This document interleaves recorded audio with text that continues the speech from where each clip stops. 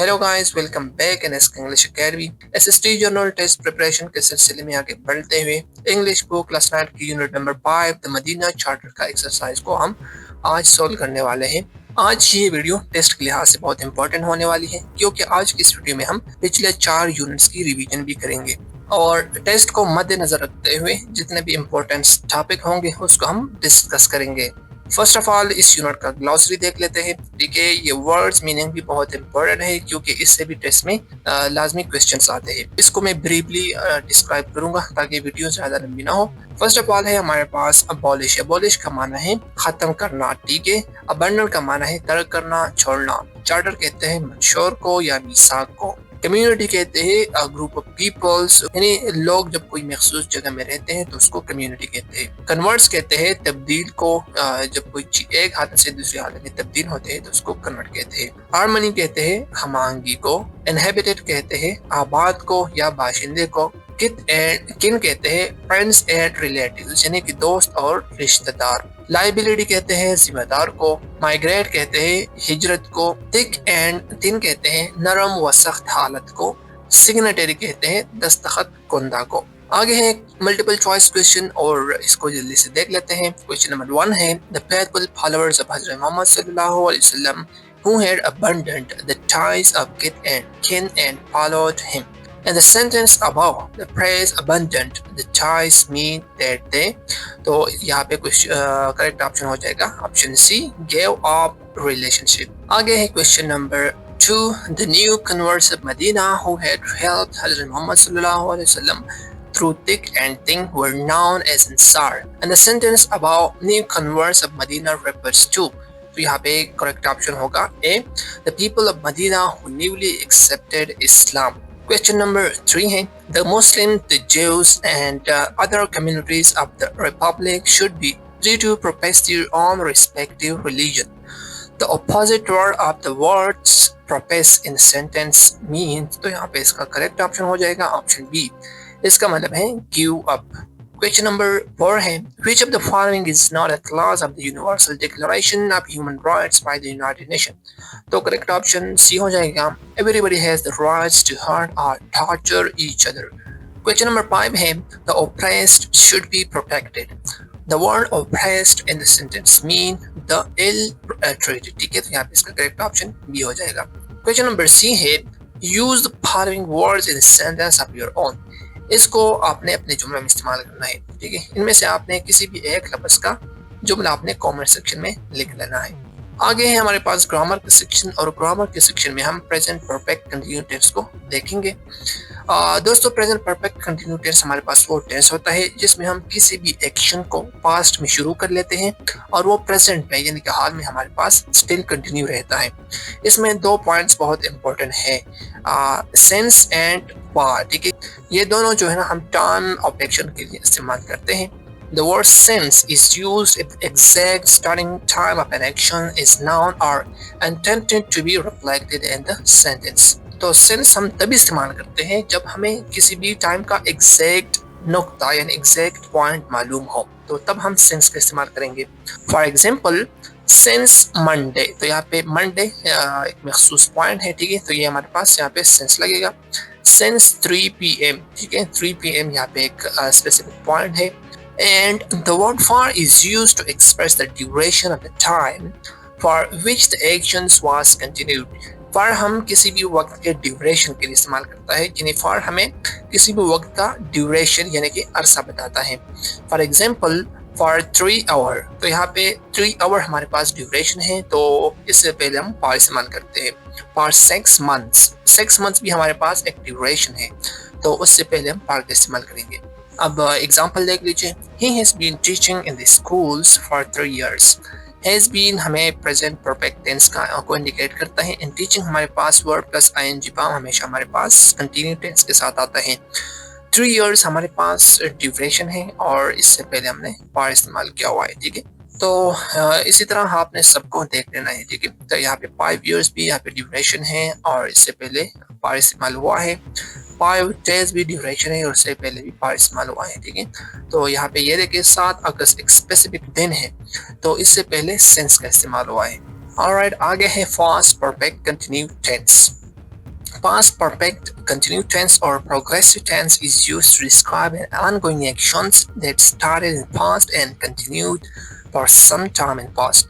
Past perfect continue tense हमें दिखाता है कि कोई काम या कोई एक्शंस पास्ट में यानी कि माजी में शुरू हुआ था और माजी में ही किसी मखसूस टाइम्स के ऊपर वो ख़त्म हो चुका है, तो वो हमारे पास पास्ट परफेक्ट कंटिन्यू टेंस होता है। अगर इसकी स्ट्रक्चर को देखें तो ये भी हमारे पास प्रेजेंट परफेक्ट कंटिन्यू टेंस के साथ मैच करता है। इसमें हमारे पास हैड बीन के साथ हमारे पास वर्ड प्लस आईएनजी आता है, और प्रेजेंट परफेक्ट टेंस में हमारे पास हैव बीन और हैड बीन के साथ वर्ड प्लस आईएनजी आता है।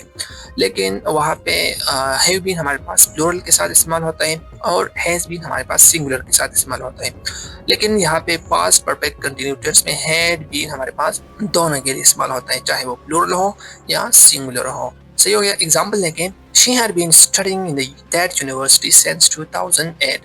तो हैड बीन यहाँ पे हमें पास्ट परफेक्ट कंटिन्यू टेंस को की तरफ इशारा करता है, और यहाँ पे 2018 एक स्पेसिफिक ईयर दिखा रहा है, तो इसीलिए इससे पहले सिंस का इस्तेमाल हुआ है। आगे है दोस्तों रिवीजन, और इसमें एक्सरसाइज नंबर 1 है, tell whether each of the following noun is a common noun or proper noun. For each common noun, write a related proper noun, and for each proper noun, write a related common noun. For example, leader यहाँ पे एक common noun है और इसका proper noun हमारे पास कायद आज़म है, ठीक है। तो अदर हमारे पास कॉमन नाउन है और इसका प्रॉपर नाउन शेक्सपियर आप ले ले, ठीक है, या विलियम वर्ड्सवर्थ ले ले।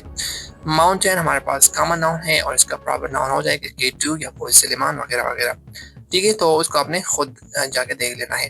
टीचर भी हमारे पास एक कॉमन नाउन है, कमान हमारे पास प्रॉपर नाउन है, बिल्डिंग हमारे पास कॉमन नाउन है, ईद हमारे पास कॉमन नाउन है, पार्क हमारे पास कॉमन नाउन है, फ्रेंड भी हमारे पास कॉमन नाउन है, सिटी भी हमारे पास कॉमन है, रिवर भी हमारे पास कॉमन है, इस्लामिया कॉलेज हमारे पास प्रॉपर नाउन है, फ्रांस भी हमारे पास एक प्रॉपर नाउन है, कराची भी प्रॉपर नाउन है, हीरो कॉमन है, एंड बॉय भी हमारे पास कॉमन नाउन है, ठीक है। तो इन सारों के आपने अपोजिट यानी कि प्रॉपर या कॉमन नाउन आपने खुद जाके देख लेने हैं। आगे है exercise number 2, identify the collective nouns in the following sentences and use them in new sentences.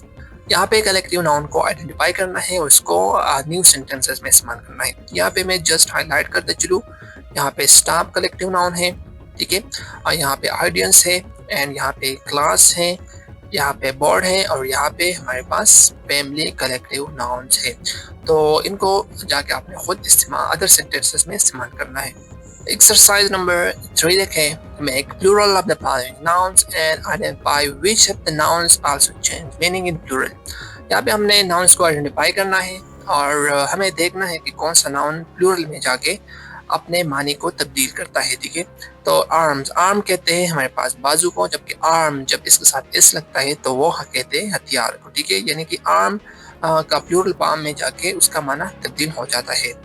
Brother in law उसका माना तब्दील नहीं होता, कोर्ट रूम का माना भी तब्दील नहीं होता, शू लेस भी हमारे पास सिंगुलर है और उसका माना भी प्लूरल में जाके तब्दील नहीं होता, एंड कमांडर इन चीफ का माना भी तब्दील नहीं होता। एक्सरसाइज नंबर 4 है, sort out uncountable nouns from the following and use them in sentences. यहाँ से हमने अनकाउंटेबल नाउन्स को सॉर्ट आउट करना है और उसको जुमला में इस्तेमाल करना है, ठीक है। तो शुगर हमारे पास अनकाउंटेबल नाउन है और इसका सेंटेंस आप कुछ भी बना सकते हैं। For example, put some sugar into my tea. Mango हमारे पास काउंटेबल नाउन है, ये भी हमारे पास काउंटेबल है, एंड फ्लोर हमारे पास अनकाउंटेबल नाउन है, ठीक है। इसके साथ आपने जुमला बना के कमेंट कर लेना है। ब्रेड भी हमारे पास अनकाउंटेबल नाउन है। For example, bread is made up wheat, ठीक है। तो यहाँ पे ये हमारे पास काउंटेबल नाउन है, ये याद रखना। आगे है, सही से नहीं दिख रहा, आई थिंक ये ऑरेंज है और ये हमारे पास काउंटेबल है। मिल्क हमारे पास अनकाउंटेबल है, ठीक है। For example, she milk the cow.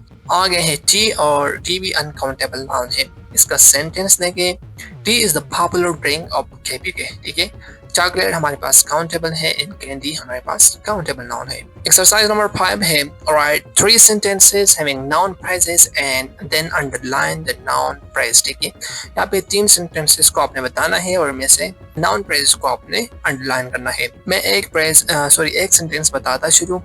Our team won the match, ठीक है। तो यहाँ पे एक सेंटेंस है और इसमें noun phrase हमारे पास हो जाएगा our team। एक्सरसाइज नंबर 6 है, change the following sentences from singular to plural and from plural to singular। तो इनमें से आपने सिंगुलर को प्लूरल और प्लूरल को सिंगुलर में कन्वर्ट करना है और इसको आप खुद जाके देख लें, ठीक है, वीडियो लंबी हो रही है। एक्सरसाइज नंबर 7 है rewrite the following sentences by replacing the underline words with pronouns. इन सेंटेंस में हमने अंडरलाइन वर्ड को प्रोनाउन के साथ रिप्लेस करना है। पहला देखें, Farid planted the cucumbers so that Farid would have the cucumbers for salad। तो फरीद की जगह यहाँ पे हैज आ जाएगा एंड क्यूकम्बर की जगह यहाँ पे इट आ जाएगा, ठीक है। तो children loved the parrot and thought the parrot singing, यहाँ पे the parrot की जगह भी इट आ जाएगा, ठीक है, and thought it singing। When the alarm rang, I turned the alarm off। तो the alarm की जगह इट आ जाएगा, I turned it off। आगे है Salma washed the peach and put the peach in bath। तो यहाँ पे them आ जाएगा क्योंकि यहाँ पे प्लूरल है। That is the watch that Cyrus Baron gave Syra, ठीक है, तो यहाँ पे सायरा की जगह हर आ जाएगा। आगे है exercise number 8 underline the pronoun antecedent in the following sentences। In sentences में हमने antecedents को अंडरलाइन करना है, ठीक है। antecedents हमारे पास वो होता है जब प्रोनाउंस रेपर बैक करता है, ठीक है, किसी भी सब्जेक्ट को या किसी भी नाउन को रेपर बैक करता है तो हमारे पास antecedent होता है। क्वेश्चन नंबर 1 है Salman sent Roman the address of the house that he had bought. तो यहाँ पे ही हमारे पास प्रोनाउन है और इसका antecedent हमारे पास सलमान है, ठीक है। क्यों? क्योंकि उस घर की बात हो रही है जो सलमान ने खरीदी थी। तो यहाँ पे सलमान हमारे पास antecedent है जबकि ही हमारे पास उसका प्रोनाउन है, ठीक है। और इसी तरह करके आपने इन सारों को देख लेना है।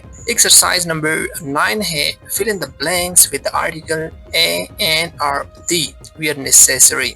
Put cross where no article is used। जहाँ पे आर्टिकल की जरूरत है वहाँ पे हम आर्टिकल लगाएंगे, जहाँ पे आर्टिकल की जरूरत नहीं है वहाँ पे हम क्रॉस लगाएंगे। क्वेश्चन नंबर 1 है do you live in Peshawar. तो यहाँ पे नो आर्टिकल लगेगा क्योंकि यहाँ पे किसी भी सिटी या कंट्री से पहले हमारे पास आर्टिकल इस्तेमाल नहीं होता।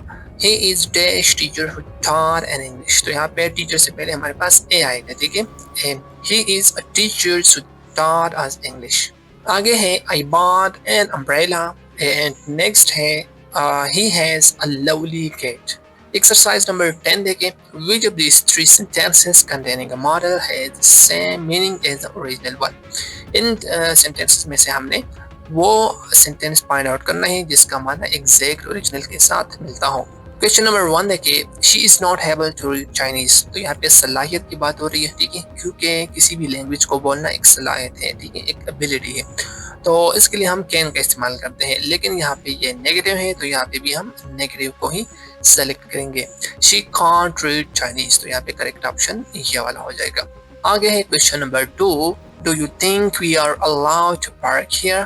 तो यहाँ पे रिक्वेस्ट की बात हो रही है तो रिक्वेस्ट के लिए हम मे का इस्तेमाल करते हैं। Do you think we may park here. आगे है question number 3 you don't have to do this exercise. Have to and must का एक ही माना है, ठीक है, तो यहाँ पे करेक्ट ऑप्शन हो जाएगा you must not do this exercise. आगे है question number 4 we have to stop when the traffic light is red। तो यहाँ पे भी have to ही आया हुआ है तो इसका करेक्ट ऑप्शन हो जाएगा यहाँ पे we must stop when the traffic light are red। आगे है question number 5 I am allowed to ask a question। तो यहाँ पे रिक्वेस्ट की बात हो रही है तो यहाँ पे करेक्ट ऑप्शन ये हो जाएगा may I ask question। आगे है exercise number 11 find irregular words from following list and use them in sentences। यहाँ पे irregular words को आपने फाइंड आउट करने हैं इनमें से। यहाँ पे मैं ब्रीफली बताता चलूँ कि irregular verb हमारे पास वो वर्ब होता है जिसको प्लूरल फॉर्म में कन्वर्ट होने के बाद उसका स्पेलिंग कम्प्लीटली चेंज हो जाता है। इसको आपने खुद जाके देख लेना है। आगे है एक्सरसाइज नंबर 14 और ये टेस्ट के लिहाज से इंपॉर्टेंट होने वाला है। Form gerund from the verbs in the box and use them to complete sentences below. ठीक है, जर्न हमारे पास वर्ब प्लस आईएनजी फॉर्म होता है तो ये सारे हमारे पास वर्ब्स हैं और इसके साथ हम प्लस आईएनजी लगा के ये हमारे पास जर्न बन जाता है और इसको यहाँ पे इस्तेमाल करना है। Alright, आगे है exercise number 16 use appropriate words form to complete this sentence in the past perfect continuous। past perfect continuous में हमारे पास had been plus verb का ing फॉर्म आता है तो यहाँ पे she had been playing आ जाएगा, they had been waiting आ जाएगा, Kareem had been teaching, Halima had been studying and they had been running आ जाएगा, ठीक है। तो दोस्तों ये थी आज की वीडियो। अगर वीडियो अच्छी लगी तो वीडियो को लाइक करें, चैनल को सब्सक्राइब करना मत भूलें। यूनिट नंबर 4 की वीडियो अगर आपने नहीं देखी तो इस वीडियो पर क्लिक करें। अपने होस्ट को दीजिएगा इजाज़त। अल्लाह ने के पान।